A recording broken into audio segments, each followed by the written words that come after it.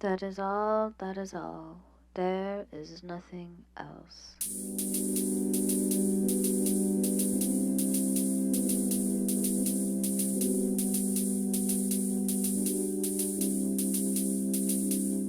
This is an album that I've wanted to talk about for quite some time now. It's Julia Holter's Aviary, and even though it came out quite recently, I've needed to be giving this a lot of the patience that I needed to work up some words about it. Let's go for a walk.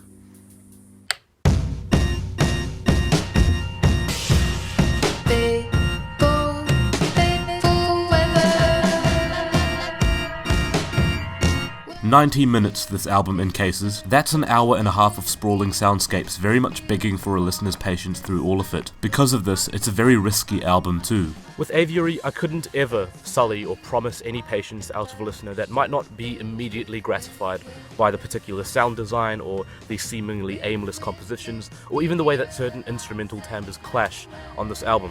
As a matter of fact, I couldn't even recommend Aviary as a starting point to understanding Julia Holter's music or the certain moods that she achieves with it. So what is a good starting point? Julia Holter's music is difficult to truly pin down with a few descriptors. Even wheelbarrowing in easy go-to adjectives such as dreamy and blissful don't feel truly like they dig into the specifics. Maybe that's just me being a fanatic and always feeling personally driven to unpack and dissect the sounds and poetry in her music with each new listen, but it always felt as if there was some quality in her music far more in touch with transcendence. Again, words like heavenly are easily tossed around, but moments like the middle of the album Ecstasy or Tragedy really sound in touch with that unsettling or incomprehensible side of reaching an intangibly perfect haven after passing away, like you really are in a lush but completely peaceful world. It's not even as if this is an alien concept, but considering how troubled and worrisome and even violent life in reality is, it's strange to hear something that sounds so cleansing, like a moment of pause. Holter broke that boundary on Loud City Song in 2013, an album that felt completely shrouded in the nighttime, but alive and pulsating and even anxious. Sure, there were lots of moments of tranquility to be found, but not before moments such as the ferocious march of horns surrounding me, where complete feelings of fear and worry began to bleed into the soundscapes in such vivid and overpowering ways. I almost feel as if the brass arrangements are genuinely going to eat me up. It's also like one of my favourite albums of all time, so there's that. In comparison, the follow-up album Have You in My Wilderness felt truly awake, with very maximalist and lavish instrumentation that sounded just like how luminous plant life looks in broad daylight, up until the moment on the track Betsy on the Roof, where it begins to entirely fall apart under the weight of its own uncertainty. I'm standing here on the ground, Betsy, my arms stretched out, looking up. Holter sounds like she's on a search for something, constantly. No matter how lavish and fully developed the worlds that she spins into fruition are, I always got this feeling as if there was a gap that she needed to patch, and in exploring this gap, it only revealed more vulnerability to the world that she had created for herself. While most of what I've just said is a personal theory or interpretation of Holter's music, I wouldn't be able to tell if I was too far off or not. On the final track of Have You in My Wilderness, the title track, Julia asks 4 consecutive times, "Tell me, why do I feel you running away?" The feeling of worry and discovering a scathing flaw, only enhanced by the sudden crescendo in instrumentation, followed by an abrupt ending that leaves the song open-ended and uncertain, seems pretty clear on a first glance, but it's the use of the word feel, and perhaps the general theme of feeling in Holter's music, that interests me. It's not that the narrator's partner is running away physically, it's that the disconnection is simply a gut feeling, as if to just know deep inside that something is going to go wrong. At this point, in returning to this moment on the album, which is funnily enough right at the very end, a perfect transition into Aviary which arrives afterwards, I started to realize what Julia Holter's music seems totally infatuated by. Feeling. It's an entirely sensory experience. It's for this reason that I find Aviary to be such a fascinating album in concept, and I can draw a lot of comparisons to Loud City Song, but Loud City Song was nocturnal in a way that is quite different from Aviary. Loud City Song was overwhelming, even nightmarish at times, whereas Aviary seems blissful, and although it is overwhelming, it seems to head towards a very optimistic and opportunity gate opening kind of soundscape, if that makes any sense. I don't know if it does. Aviary isn't the sort of album that makes sense on a full listen, but the feelings that it provokes with the sheer sound and the combination of certain sounds, that's what makes me enjoy this a lot. It's starting to rain a little bit, so maybe I should get some shelter.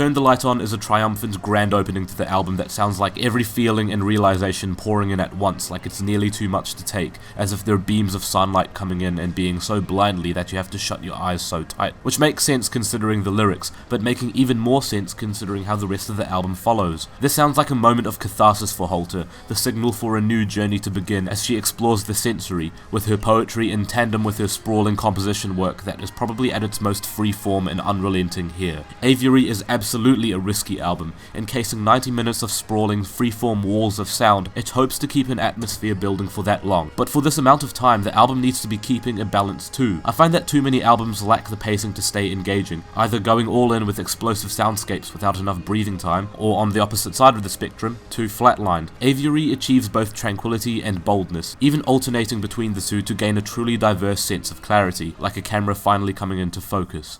Avant-garde and Mutinous moves at a very pensive pace, slow, and on a compositional level only consists of repeating piano notes that drip like soft rainfall, and with no consistent tempo either, allowing Holter to truly let the song travel at whichever pace feels correct for her, and as such, entirely naturally.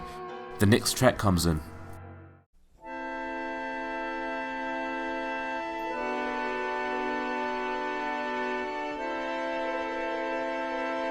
The moment that you hear these melodic chords drone in on the track, I would rather see. Not only is there now a consistent rhythm, but also harmony, allowing this part of the album to feel as if it's getting closer and closer to, well, closure. It's literally painting with sound. It's like taking brushes in different colors and painting images with sounds. It's amazing.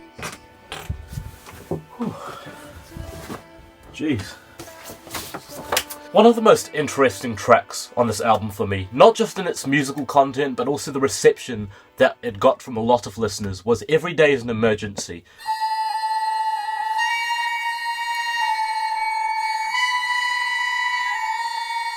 I love Every Day is an Emergency. It's one of the most provocative and jarring tracks on this album, and it subjects the whole thing to an abrupt sense of harrowing dread when you least expect it. The bagpipes, played by Tashi Wada of the Wada family, actually known for using the bagpipes to create disorienting drone music, have a notoriously shrill and neurotic sound that are either a sense of triumph or complete dread for some listeners. But while previous moments on Julia Holter's albums felt like a worried escape from anxious and disorienting noise, Aviary finds you facing it directly, and for an album completely ready to explore feeling, particularly in tandem with nature and the surrounding environment, Every Day is an Emergency sounds like a completely necessary chapter of the album, because much like many of the other sounds on this album, it provokes feeling in the listener quite unlike any other moment here. And I might understand if the reaction that you have to this track initially is that if it sounds unpleasant, then I might not want to listen to it again. But it's the track's placement on the album and how jarring it is that kept me coming back to it more and more until it finally clicked as to why it's there. Or even if we cast ourselves back to the beginning of the album, specifically the movement from the track Weather into Chaitius, Holter goes from extremely strong vivid poetry that describes the toxic dust lining the clouds and angels' emergences failing fences, on a song that slowly becomes cacophonous with every passing second, to a track where her words are mere disjointed exclamations and phrases. And it's not like they're all delivered in one go either,